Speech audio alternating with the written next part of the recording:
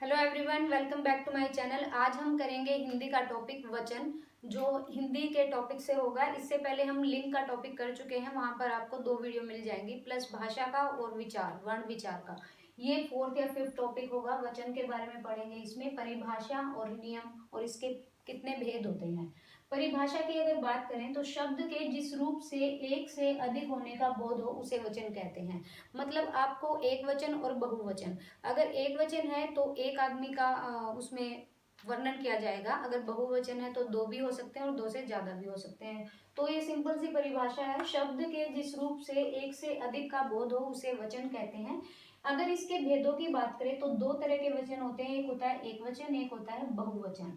ठीक है। नियम नियम होते हैं जो कि वचन के अकॉर्डिंग चेंज होते रहते हैं, कहाँ पर एक वचन होगा और कहाँ पर बहुवचन होगा।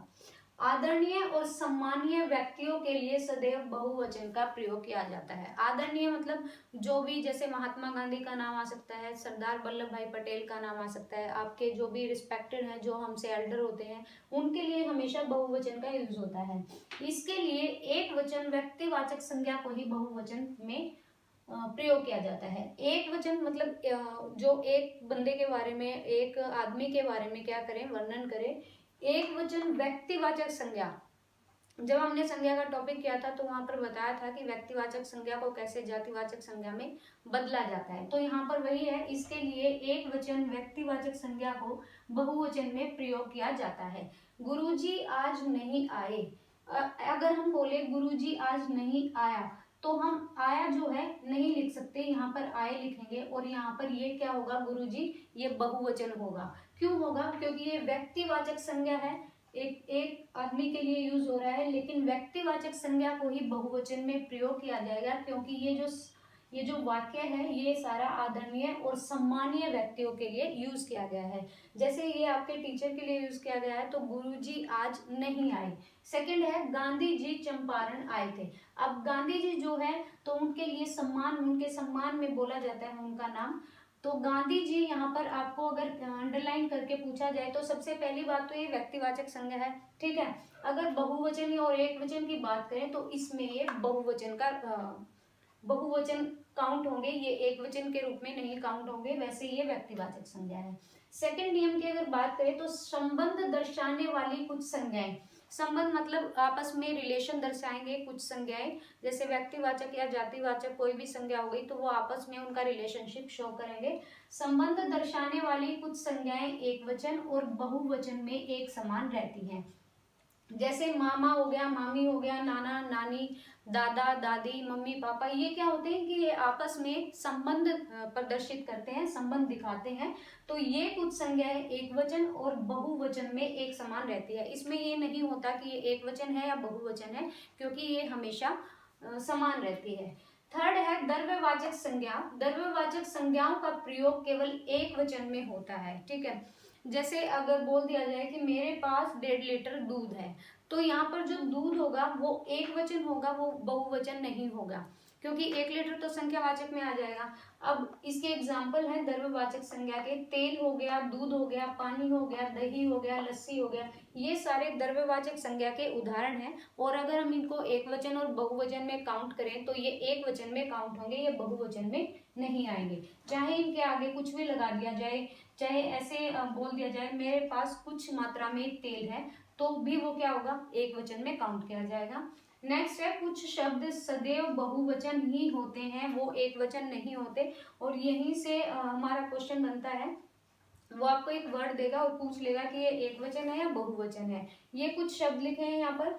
दाम जो है, दाम कि आम के फलों का क्या दाम है, तो यहाँ पर जो दाम है ना वो क्या होगा, वो बहुवचन होगा।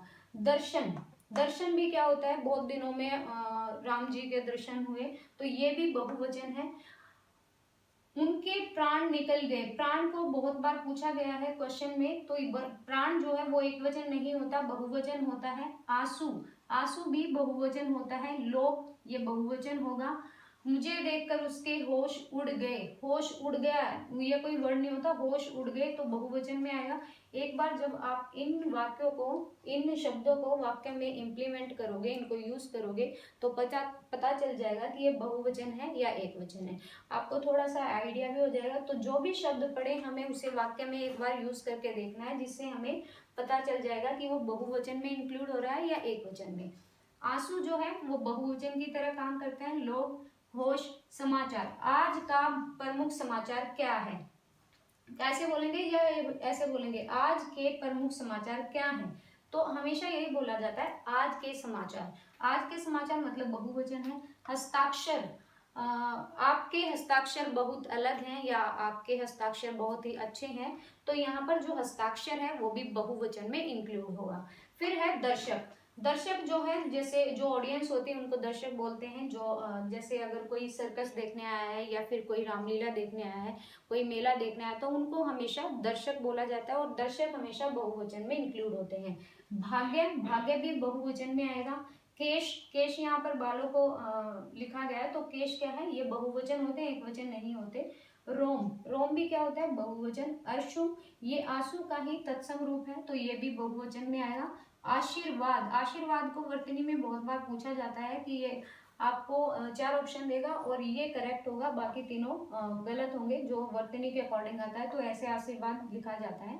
आशीर्वाद भी हमेशा बहुवचन में गिना जाता है, ये एक वचन नहीं होता। एग्जाम्पल देखो, आज के समाचार क्या है, तो वो आपको ऐसे पूछ लेगा, यहाँ पर समाचार पे अंडरलाइन करके, और ये पूछेगा कि ये एक वचन है या बहुवचन है, तो ये बहुवचन है। आपके हस्ताक्षर बहुत अच्छे हैं या बहुत अलग हैं, तो हस्ताक्षर यहाँ पर बहुवचन है। अगर मैं बोलूँ कि आपका हस्ताक्षर बहुत अलग है, तो ये गलत होगा इन द सेंटेंस। अगर हम सेंटेंस में शब्दों को एक बार यूज करेंगे, वाक्य में इन शब्दों को, तो पता चल जाएगा कि ये बहुवचन के रूप में या एक वचन के रूप में।